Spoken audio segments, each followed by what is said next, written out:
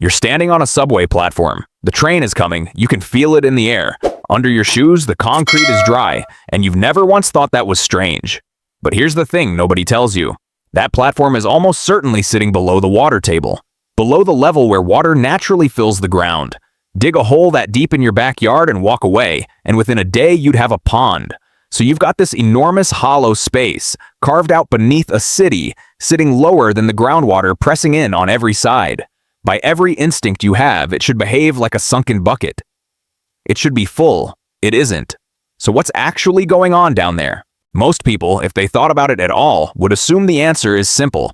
The tunnel is sealed, waterproofed, some heroic layer of concrete and rubber holding the water out, like the hull of a submarine. It's a clean idea. It's also wrong. Here's the part that genuinely surprises people. Even on a perfectly dry day, with not a single cloud in the sky, the New York City subway pumps out around 13 million gallons of water. Every single day. On the good days. The tunnels aren't dry because water is being kept out. The tunnels are full of leaks, all the time, everywhere. Water is seeping in right now while you stand there checking your phone. So if it's not sealed, what's keeping you dry? To get there, you have to throw out the question everyone assumes the engineers were asking. They were never really trying to keep water out. Think about it for a second. You've punched a giant void into ground that is saturated with water, under pressure, pushing in from all directions, forever. Trying to make that perfectly watertight is a war you lose the moment you stop fighting. The seal will always find a crack. The ground will always win eventually. So the smartest engineers stop trying to win that war.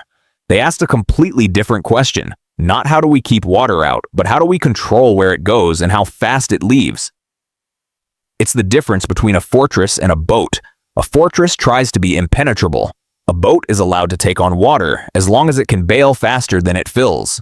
The subway, it turns out, is a boat. But that just raises a better question.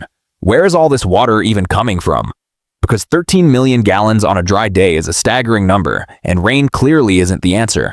This is where it gets stranger than you'd expect. Most of that water has nothing to do with the weather. It's groundwater. It's the city itself leaking from the inside. When they bored the New York tunnels, they cut straight through layers of solid bedrock. Manhattan schist and Fordham gneiss, the ancient stone the whole city sits on. And in doing that, they sliced right through natural springs and the paths of old streams. Because Manhattan wasn't always a tidy grid of dry blocks. There's a famous map from 1874 by an engineer named Egbert Vila, and it shows the original island, laced with creeks, ponds, and streams running everywhere. The city paved over all of it. But water has a long memory. Those streams didn't disappear. They just went underground. And some of them now run straight through the subway. So you can see why sealing was never going to work. You cannot caulk your way out of a hole punched through living pressurized groundwater. So if water is constantly finding its way in from every seam, what actually carries it back out? This is the part that's quietly brilliant, and it was baked into the design from the very beginning. Look at the original engineering plans from 1904 when the first line opened, and the logic is already there. The tunnel floor isn't flat. It's subtly graded, tilted just enough that any water finding its way in doesn't pool where you walk. It rolls downhill. There are drain openings set into the floor along the track, every 50 feet or so, and gravity does the patient work of herding every drip toward them. And those drains all lead to the same place, sumps, low collection pits dug at the lowest points of the system where the water gathers in the dark, and in those pits sit the pumps.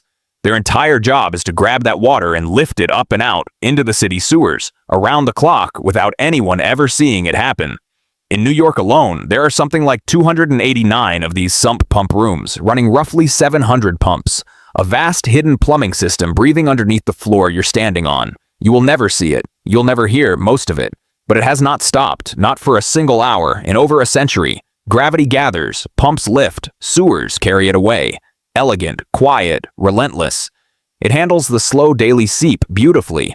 But there's a catch. And it's the reason your feed fills up with flooded subway videos every few summers.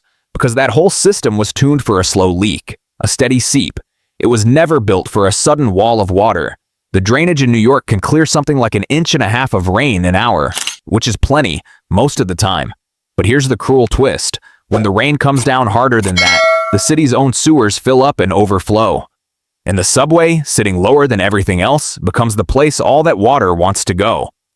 In a heavy storm, the drain stops being a drain. The sewer backs up, reverses, and starts shoving water into the subway instead of out. The system's own escape route turns on it, and this flips your whole mental picture of the danger. The threat isn't really the water seeping up from below anymore. It's the water pouring in from above.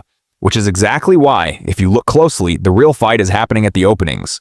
The stairwells, the street grates, the ventilation gratings. Every hole that lets you in is a hole that lets a flood in too. So watch what the engineers actually do now. In New York, you'll find marine-grade flood doors, the kind you'd expect on a ship, with inflatable gaskets that seal a stairwell shut. There are roll-down barriers called flex gates that drop over an entrance like a heavy curtain and can hold back water up to 16 feet deep. There are vent grates quietly raised a few inches above the sidewalk, and the entire United States government has funded research into giant inflatable plugs that can swell up inside a tunnel and seal it like a cork. Other cities just changed the geometry from the start. Taipei raised every single station entrance 2 to 4 feet off the ground, so you climb up before you go down. Tokyo built sliding doors rated to hold back water pressure from floods meters deep. Same problem, same beautifully simple instinct. If water flows downhill, make the doorway a hill. So how close to the edge is all of this really running? Closer than you'd ever guess from a dry platform. Here's the fact that reframes everything. The dryness under your feet is not a state, it's an act. A continuous, ongoing act. The water never stops trying to come back.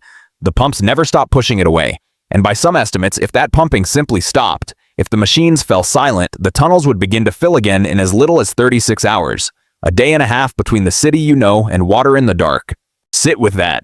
Every ordinary, boring, dry commute you've ever taken was the visible result of an invisible machine quietly outbailing an entire underground river, minute by minute, while you thought about absolutely nothing. So picture the platform again. The dry concrete, the warm air, the train rumbling closer. You're not standing inside a sealed vault that's keeping the water out. You're standing inside a controlled, perpetual leak that is being drained beneath your shoes at this exact moment. That faint slope in the floor. That grate beside the rail. That low hum you always tuned out. None of it is incidental. It's all part of a 100-year-old bargain with the water. The subway was never built to hold the flood out. It was built to politely, endlessly, show at the door.